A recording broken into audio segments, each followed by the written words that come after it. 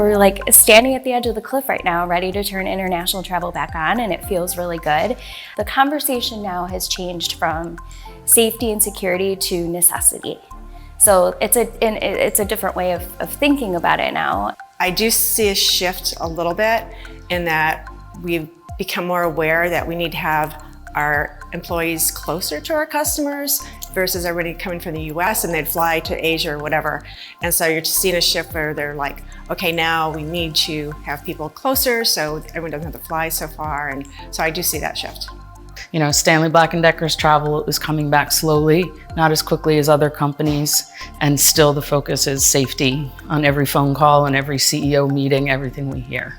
International travel is very different than it looked prior to the pandemic. We do a lot of international travel that is cross-border, so we're doing a lot of Mexico and Canada travel.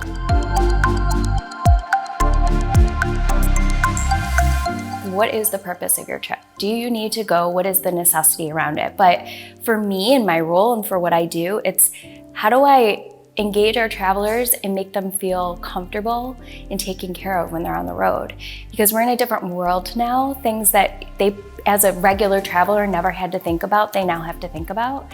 And it's up to me to make sure I'm educating and communicating with them all the different peaks and valleys of this new world of travel that we're in.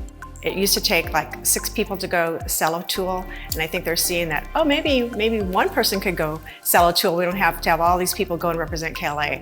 So I think you're going to see a reduction in that regard in the number of trips that we take, but it's still going to be travel. I mean, we have to travel. It's not an option for us in our business.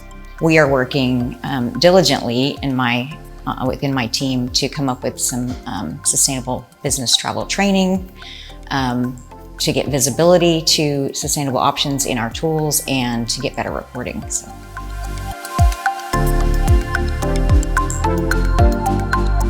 Oh, they've been on top of it. You know, the slow progression we've had to come back to travel.